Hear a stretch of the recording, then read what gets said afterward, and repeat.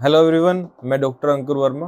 I am a laser laparoscopic and general surgeon. आज हम बात करेंगे common myths about the gall bladder surgery. तो सबसे पहला मिथ ये है कि गोल ब्लैडर की सर्जरी कैसे होनी चाहिए, चीरे के माध्यम से जिसे कि हम ओपन मेथड बोलते हैं, या फिर लेप्रोस्कोपी के माध्यम से। तो आज के जमाने में जहाँ लेप्रोस्कोपी में इतनी एडवांसमेंट्स हैं, हम चीजों को 10 गुना बढ़ा करके देख सकते हैं, बिना कट के सर्जरी कर सकते हैं, तो उसमें चीरे वाले सर्जरी का सवाल ही नहीं है। आज के जमाने में लेप्रोस्कोपी एक गोल्ड स्टैंडर्ड प्रोसीजर बन चुका है, जिसका ओपन चीरे वाले मेथड से कोई कंपेयर नहीं है। सो हमें जाना है तो सिर्फ और सिर्फ लेप्रोस्कोपी या दूरबीन की सर्जरी के लिए ही जाना है। हालांकि 0.1% केस में अगर ऐसा होता है कि दूरबीन के माध्यम से सर्जरी हम नहीं कर पा रहे हैं या अंदर इतनी चिपकान है कि सर्जरी आगे बढ़ना मुश्किल हो गया है, तो हम उसको चीरे के माध्यम से कन्वर्ट करके ऑपरेशन कर सकते हैं। दूसरी मिथ है, अगर गोल ब्लैडर में स्टोन है और वो कोई प्रॉब्लम नहीं कर रहा है तो क्या हमें उसको निकलवाना चाहिए? इसका आंसर सिलेक्टिवली कुछ कंडीशंस में हाँ है।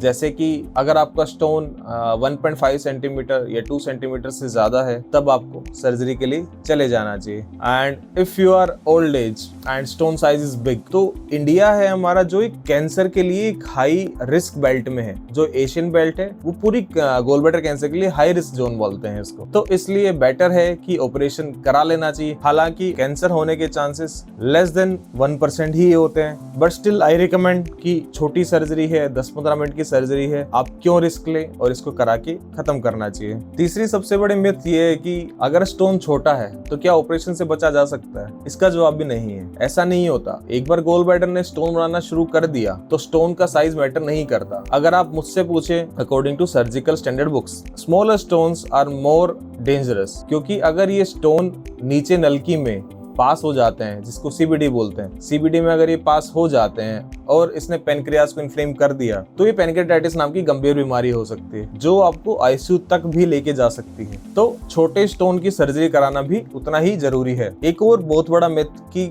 गोल ब्लैडर की सर्जरी के बाद आप फैटी खाना या फ्राइड फूड नहीं खा सकते। ऐसा बिल्कुल नहीं है। आपको आपके डॉक्टर कुछ 1 हफ्ते या 2 हफ्ते के प्रिकॉशंस के लिए बोलते हैं कि आप ज्यादा तला हुआ खाना ना खाएं, क्योंकि गोल ब्लैडर का काम सिर्फ और सिर्फ बाइल स्टोर करना होता है। बाइल बनाने का काम हमारा लीवर करता है। जब हम खाना खाते हैं, लीवर से बाइल निकलता है और वो खाना डाइजेस्ट करने में हेल्प करता है। जो बाकी बचा हुआ बाइल है वो गोल ब्लैडर में जाके स्टोर होता है। अगर उसने एक बार स्टोन बनाना शुरू कर दिया तो उसका कोई यूज नहीं है उसके बाद। गोल ब्लैडर की सर्जरी के बाद जैसे गोल ब्लैडर निकाल देते हैं तो लीवर की बाकी नलियां, जिसको सीबीडी और सीएचडी बोलते हैं, common hepatic duct and open bile duct, वो गोल ब्लैडर का फंक्शन एक्वायर कर लेती है। वो अपने साइज में चौड़ी हो जाती है, जिसको डायलेटेशन बोलते हैं। उसके थ्रू बाइल स्टोरेज का काम होता है। एक और कॉमन मिथ, क्या ये पॉसिबल है कि गोल ब्लैडर के सिर्फ स्टोन को निकाल दे और गोल ब्लैडर ऐसे कैसे छोड़ दे? तो ऐसा नहीं कर सकते। गोल ब्लैडर की सर्जरी में पूरे गोल ब्लैडर को ही निकालते हैं। ये किडनी स्टोन की तरह ट्रीट नहीं कर सकते, क्योंकि किडनी है, किडनी स्टोन बनाएगी, तो हम ऐसा नहीं कर सकते पूरी पूरी किडनी निकाल दें। हालांकि गोल ब्लैडर के साथ हम ऐसा कर सकते हैं, पूरा पूरा गोल ब्लैडर निकाल सकते हैं, क्योंकि इसके कोई साइड इफेक्ट्स नहीं है। जैसा कि मैंने आपको बताया कि गोल ब्लैडर के फंक्शंस लीवर की